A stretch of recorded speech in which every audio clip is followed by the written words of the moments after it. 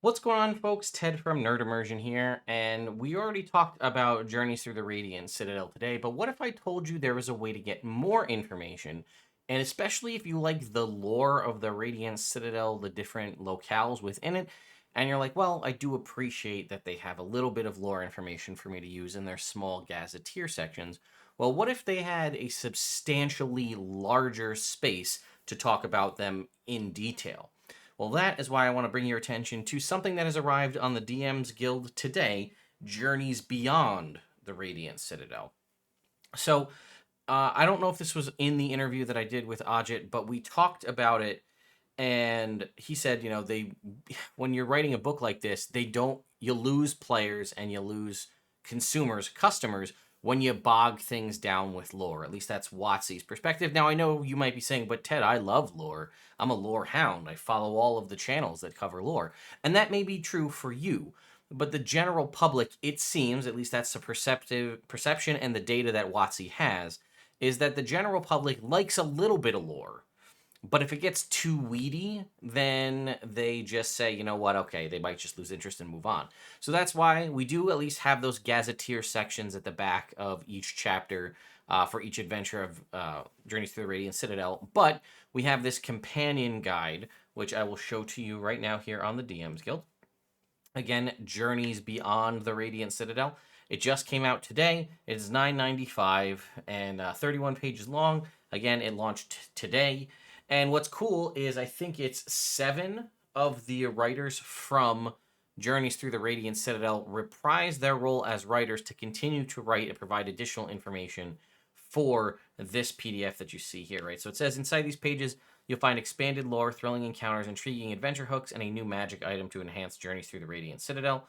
Additionally, there are 16 pieces of original art by 13 artists of color. Basically, it's all, and they're fantastic pieces of art, by the way, and they're stylistically different too. I felt, in a good way, I felt Journeys Through the Radiant Citadel was a very cohesive in its art style, but I like how this one's got a little bit of a juxtaposition about how it goes. And then again, it says each piece of art is commercially available for your own use and a separate Radiant Citadel creator pack offered here on the DM's Guild, which is a thing too, right? So Radiant Citadel, now that it has released, is something that you can create content in. If you're a content creator and you put stuff out on the DM's Guild, you can use that. And they're saying they're offering up the art that they've created for this as basically free kind of splash art for you to use in your own Radiant Citadel content.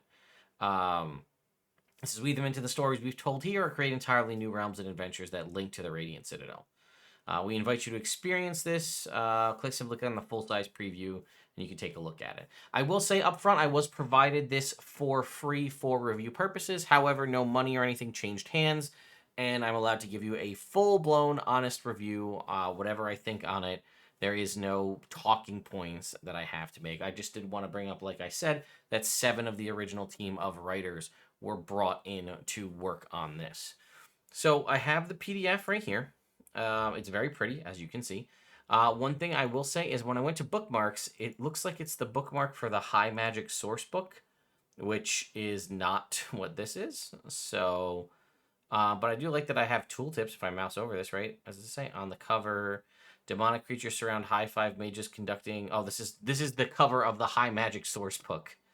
Oh well. Either way, they'll get bookmarks in there, I'm sure. But that's points off for me, as always. And then here you can see a bunch of the folks involved. And here are the contents. Now, some of these names may seem familiar, and all of them except for I think it's Taib Empire, those all do have smaller gazetteers contained within Journeys Through the Radiant Citadel. So if we look at the first one, that's Atoagua, I think is how you say it. I'm not sure. That's the one from the last adventure, the one that I mentioned. So you can see we have a couple of pages dedicated to it here. If we were to go to Journeys Through the Radiant Citadel and click on that gazetteer, you'll see how much information it is. It's basically one paragraph, a little bit about the features and some noteworthy sites, right? A little bit about the life and things, names of people within there. Whereas here, if we were to go to, again, Ajit did the forward, but here you can see this is a little more cartoony style of art, and I really appreciate that. But if you take a look, it says, okay, what's going on? It says more information can be found within the Journey Through the Radiant Citadel.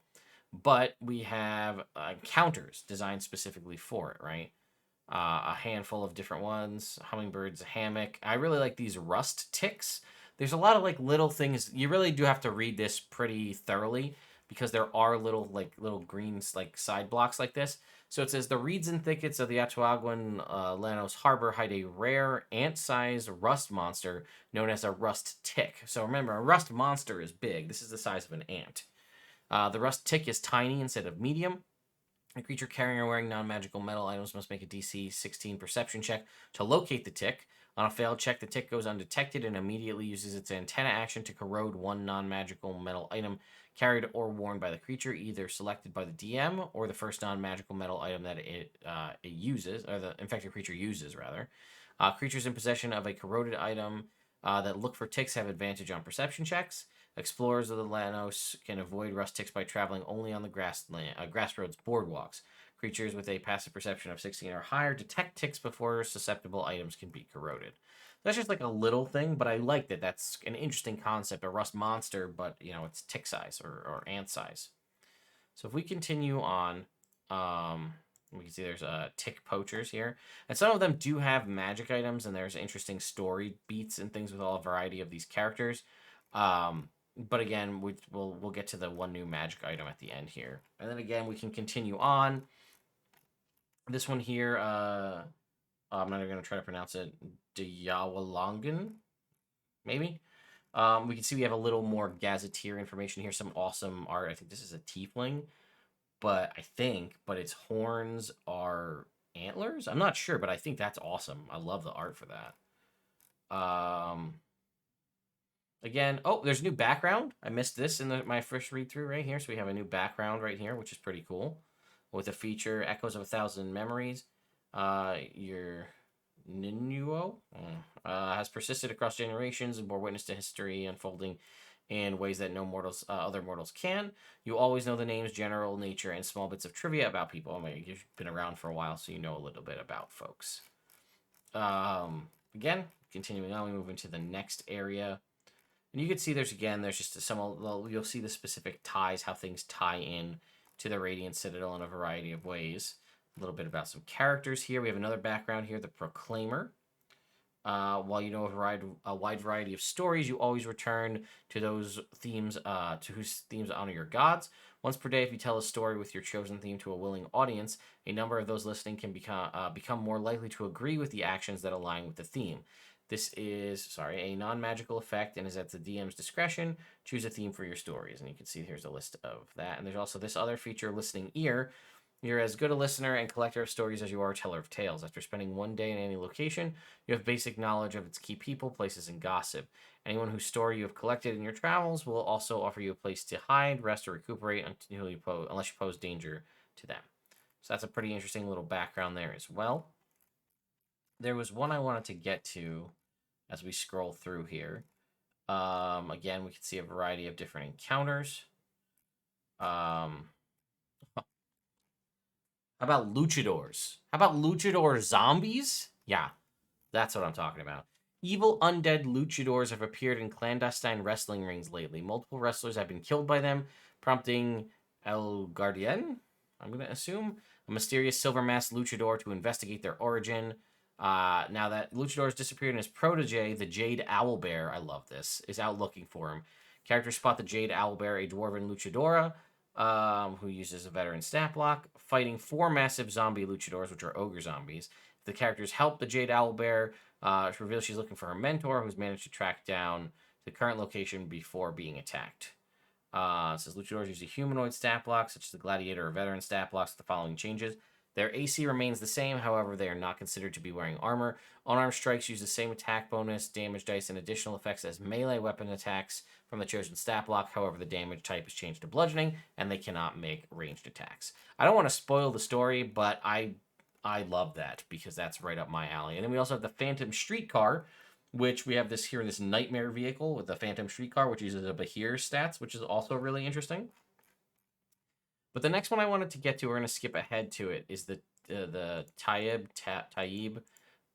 Empire, because this one is contained within the Beyond the Radiant Citadel section of the main book, and it's at the end. So I'll give you it's only this, like, basically this bit here, but it says, when the Radiant Citadel was rediscovered, the Dawn Incarnates lay dormant in the Preserve of the Ancestors.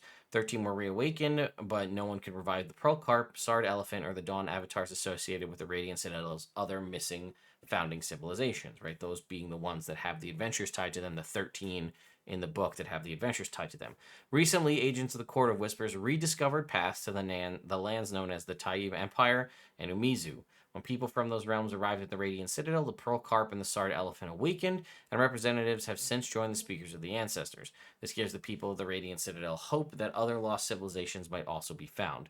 This section provides overviews of 2 additional lands connected to the Radiant Citadel.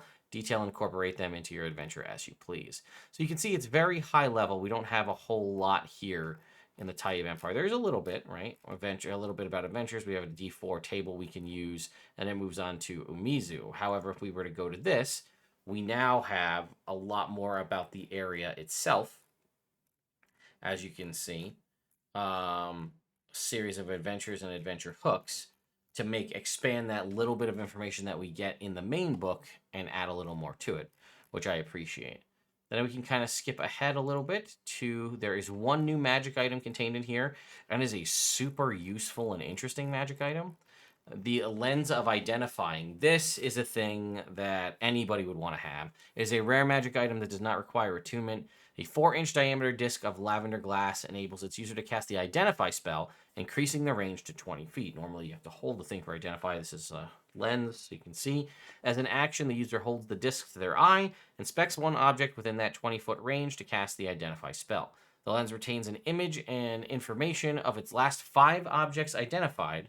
Of the last 5 objects indefinitely, or until the oldest image is replaced by the most recent image if used more than 5 times.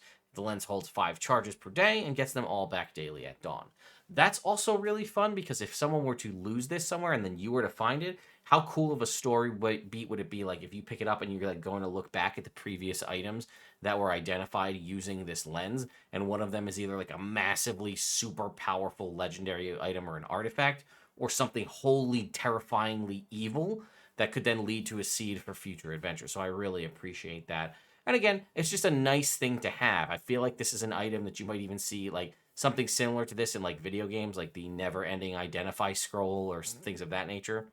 Pretty cool.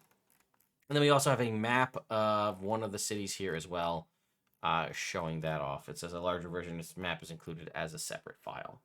So again, I just wanted to bring your attention to the fact that if you are into Journey Through the Radiant Citadel, and you want a little bit more, you want more of that content from folks that were involved, as well as new art and, a new magic item, some new adventure hooks. There's some other things in there as well that I glanced over, right? One of them mentioned were hyenas, but for instance, it's just like, it's a were hyena, but it just uses the werewolf stat block. But little kind of simple skin changes and things, like the ticks for the rust monsters and so on. Like I said, it's awesome. Go and check it out. I will put an affiliate DMs Guild link in the description, as well as a pinned comment. What that means is if you are kind enough to use that link and go pick up a copy of Journeys Beyond the Radiant Citadel for yourself, I will benefit slightly monetarily if you choose to do so. So thank you all so much for watching. Thank you to Anthony and the team behind Journeys Beyond the Radiant Citadel for sending that over for review purposes. I will see you all next time.